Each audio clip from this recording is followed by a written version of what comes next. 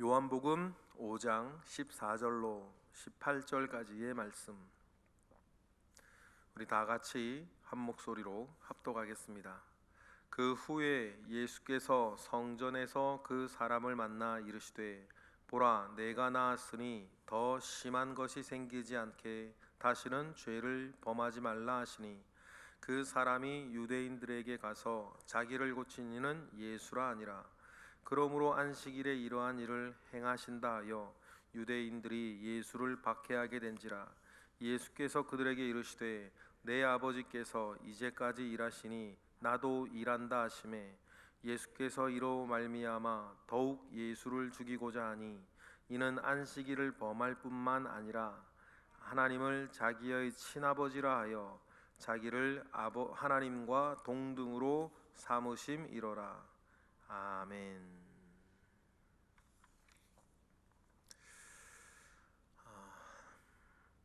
우리 교회 앞에 길이 경사가 져서 눈이 오면 최대한 빨리 나아가서 눈도 쓸고 제설 작업을 해서 우리 길 앞을 다니시는 분들이 넘어지거나 피해를 겪지 않도록 애를 씁니다. 우리 사역자분들께서. 그래서 고생이 많으시죠.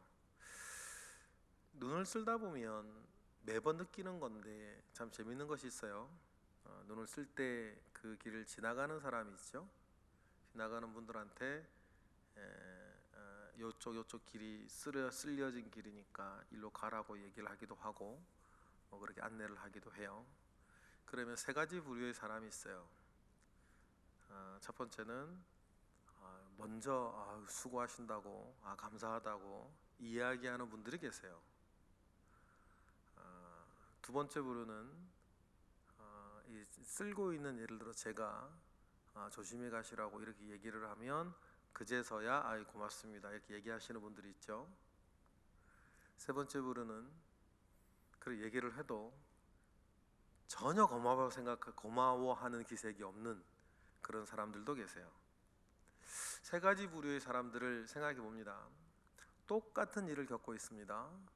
그런데 어떤 분들은요, 먼저 와서 고맙다고 막 이야기하시는 분들도 있고, 어떤 분은요 전혀 고맙다고 느끼거나 생각하지 않는 사람들도 있어요.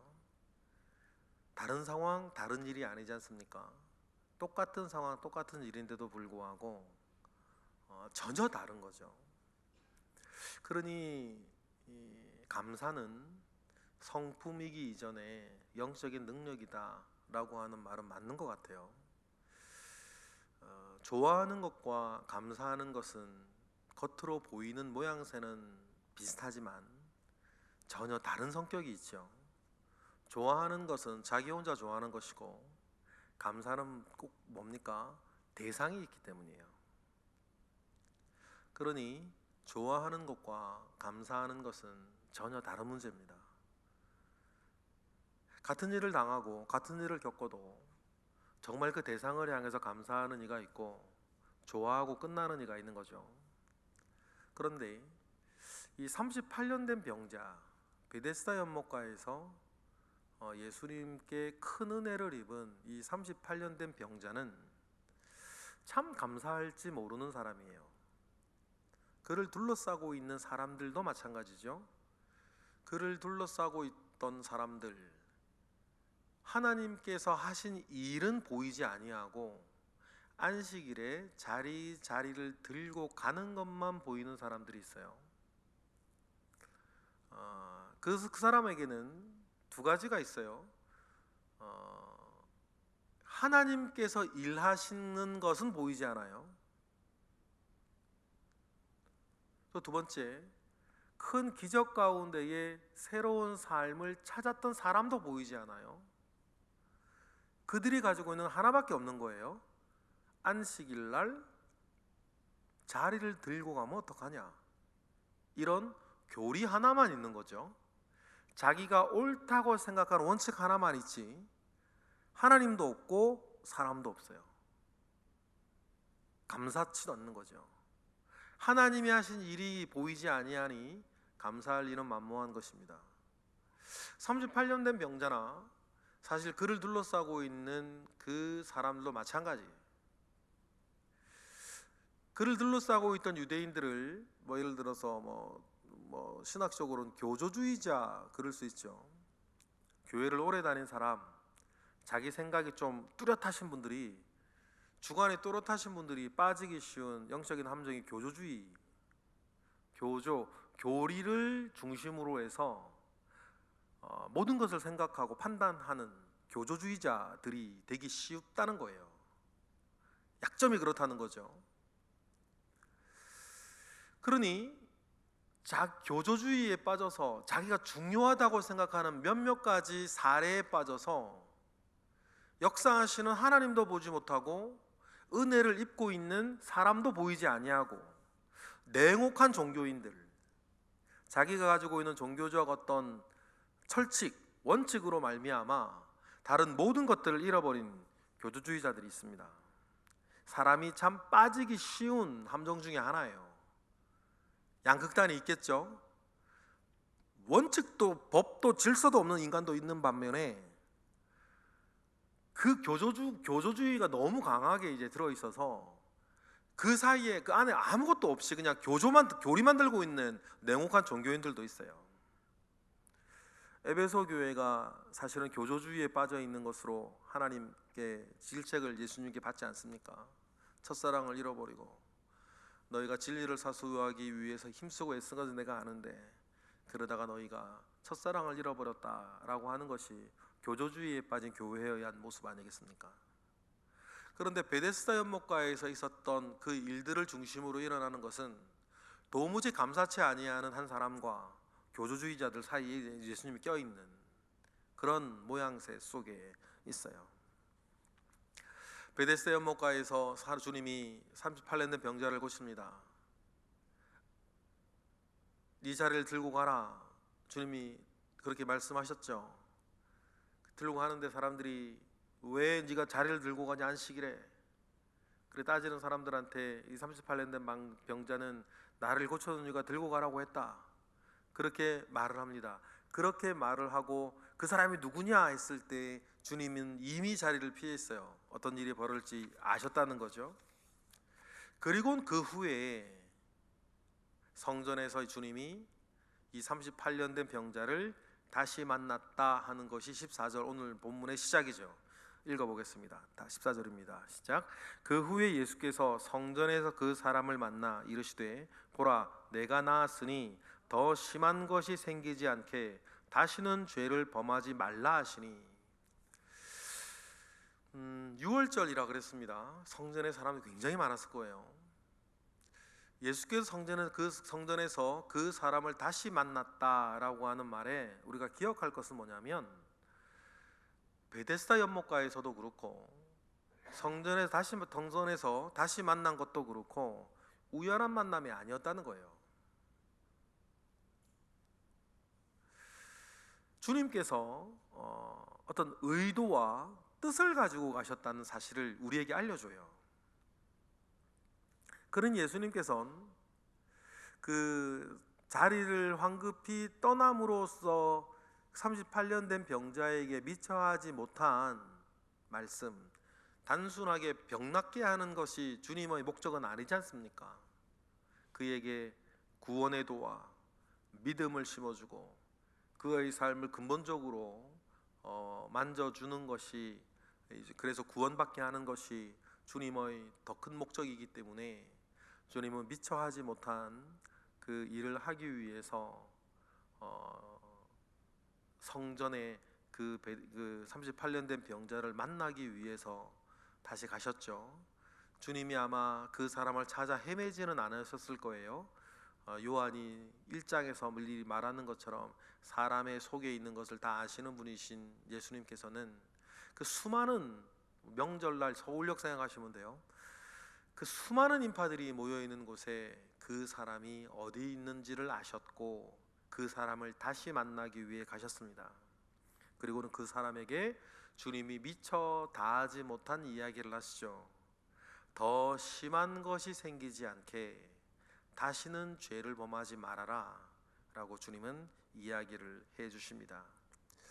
이 주님께서 덧붙여 주신 이 말씀을 통해서 우리는 두 가지를 생각할 수 있는데, 첫 번째는 그 사람의 병이 어떤 모종의 특정 범죄 때문에 생겨진 병이었다는 사실을 우리는 알 수 있어요.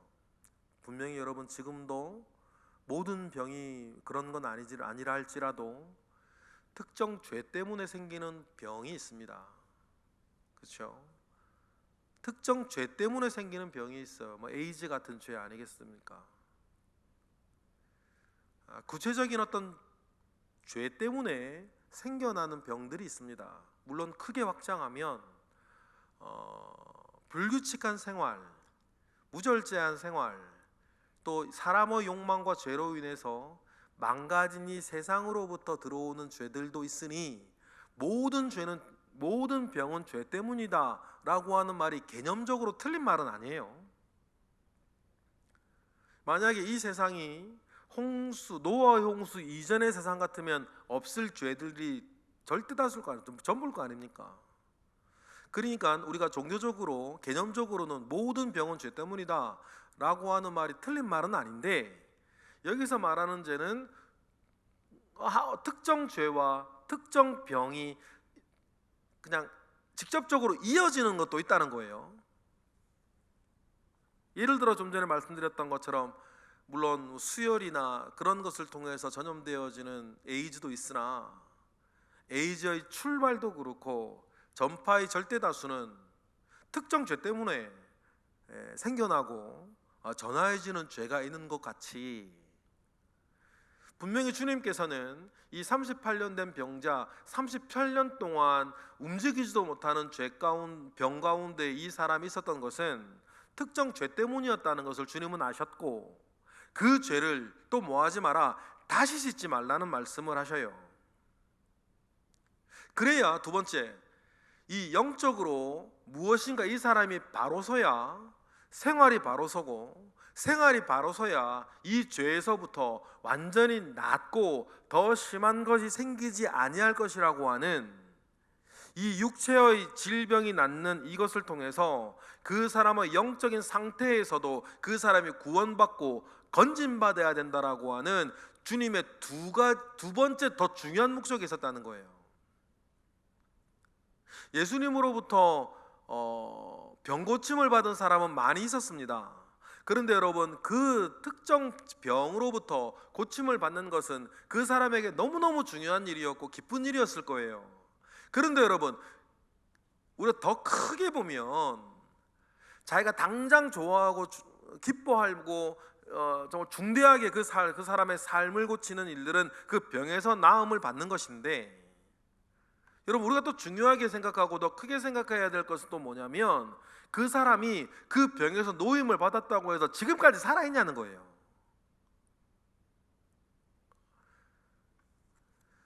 지금까지 살아있지 않죠. 또 다른 병이나 그 어떤 늙어 노쇠함으로 인해서 또다시 죽는다는 사실이에요. 그러니 여러분, 정말 중요한 것은 그 사람의 삶을 지금 직접적으로 고통을 주고 있는 삶에 고통을 주고 있는 병에서 나는 것보다 그의 영혼이 하나님 아버지 앞에서 믿음 안에 구원을 받는 것이 더 중요하고 더 영원한 일 아니겠습니까? 주님은 그 일을 위해서 큰 은혜를 입었던 사람에게 찾아가서 그의 영적인 문제와 삶의 문제를 다시 한번 만져주시고 터치해 주시죠. 그런데 그 큰 은혜를 입었던 사람이 15절에 했던 행동을 보면 과거에 자기가 병에서 낫게 되어진 일들이나 또 다시 찾아오셔서 그의 영혼과 삶의 문제를 근원적으로 다시 만져주는 주님에 대해서 감사하는 마음이 전혀 없다는 거예요.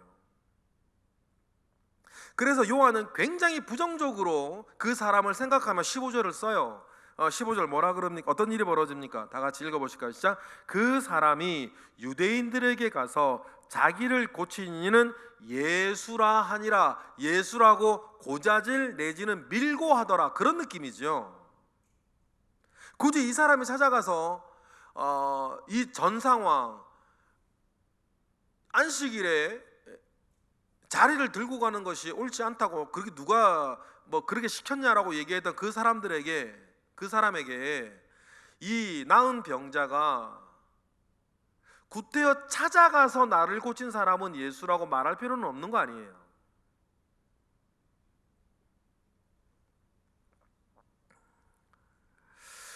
그런 아주 부정적인 의미를 담아 사도 요한은 그때의 일을 기억합니다. 자기를 고친 예수라고 그 사람이 밀고 했다는 거죠. 그 일로 인해서 16절에 대한 16절과 같은 결과가 생겼다라고 요한은 기억하고 있어요. 어떤 결과가 벌어집니까? 16절 읽어보겠습니다. 시작. 그러므로 안식일에 이러한 일을 행하신다 하여 유대인들이 예수를 박해하게 되었다. 이 베데스다 연못가의 이 사람 때문에 그때부터 예수님에 대한 박해가 시작되었다라고 요한은 나중에 기억을 하는 거예요. 그러면 여러분, 우리가 베데스다 연못가에서 이 병자를 고쳐주었던 이 38년 된 병자를 고쳐주었던 예수님의 사역을 다시 한번 회상해봐요. 그 큰 은혜를 입었음에도 불구하고 좋아하는 할 뿐 예수에 대해서 도무지 감사하지 못하는 이 참 이해 안 되는 한 사람이 있어요. 그런데요, 우리도 주변에 감사하고는 아주 거리가 먼 사람들을 사실은 자주 만나요. 웬만한 일에 대해서는 감사하지 않아요. 대수롭지 않게 생각해요. 마치 자기는 그런 일을 받아서 당연한 것처럼, 당연한 사람처럼 생각하는 사람들이 있어요. 우리 주변도 마찬가지예요. 우리가 다른 사람들을 그렇게 어떻게 이렇게 평가하기 전에 나 스스로부터 먼저 생각해 볼 필요가 있지 않겠어요? 좀 전에 제가 작은 예지만 똑같은 일을 경험하는 사람들이 있는데 세 부류의 사람들이 있더라는 것을 우리 지금만 느끼는 게 아니고 옛날부터 느꼈어요. 눈을 쓸어주고 이쪽으로 가면 더 안전할 것이라고 말을 해주는데도 불구하고 쌩한 사람들이 있어요. 교회 앞에서 눈을 쓸 때뿐 아니라 때때로 집 앞에서 눈을 쓸 때도 마찬가지예요. 그런데 반면에 제가 어떤 걸 하기 전에 먼저 찾아와서 먼저 다가와서 고맙다고 수고하신다고 말하는 사람들도 있어요. 여러분, 감사는 성품이기 이전에 영적인 능력입니다. 감사는 누군가의 대상을 생각해요. 여러분, 인간적인 감사에 밝은 분들이 되시기를 원해요. 그래야 여러분, 하나님에 대한 감사에도 밝아져요. 감사는 더 큰 구원으로 이끌 것입니다. 감사는 더 큰 구원으로 이끌어요. 비단 베데스다 연못과 이 병자뿐 아니라 여러분 기억하시죠? 10명의 문둥병자들이 가는 길에 자기 몸이 나았다는 것을 알았는데 주님께 돌아와 감사를 전하는 사람은 한 사람밖에 없었어요. 그리고 주님은 그 사람에게 물으시죠. 나머지는 어디 갔냐? 주님이 되게 섭섭해 하셨어요. 그리고는 주님께 돌아온 그 한 사람만이 문둥병에서뿐만 아니라 그 영혼도 구원받았다는 사실을 여러분 기억하셔야 돼요. 감사는 더 큰 감사의 거리들을 우리에게 이끌어온다는 사실이에요.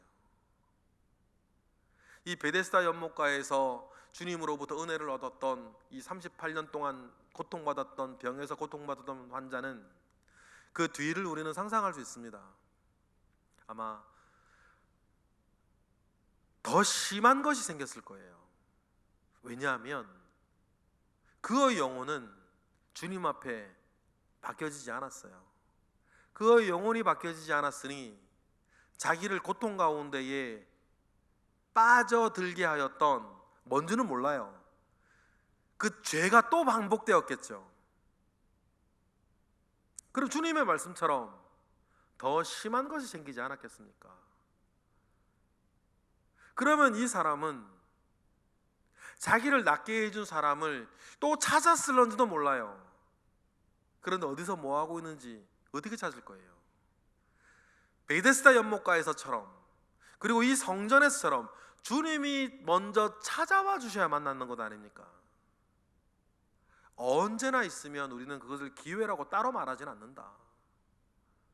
기회라고 하는 것은 여러분, 때와 장소가 있는 것 아니에요. 이 사람이 찾는다고 주님을 만날 수는 없었을 거예요. 예수님께서 십자가에 달려 돌아가실 그 즈음엔 알았을까요?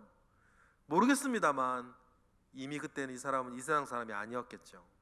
더 심한 것이 생겨서 죽었을 가능성이 매우 매우 높으니까. 감사치 못하던 이 사람의 이 성품이 더 큰 비극으로 인생을 망치게 하였다는 사실들을 우리는 기억을 하고, 우리는 인간적으로도 그렇고 여러분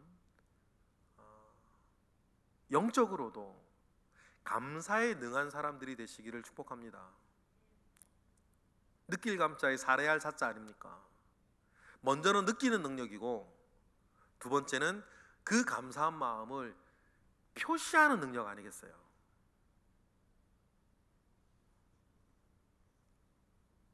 감사에 능한 사람은 하나님께서 반드시 더 큰 은혜 가운데에 우리를 이끌어 주리라 믿어요.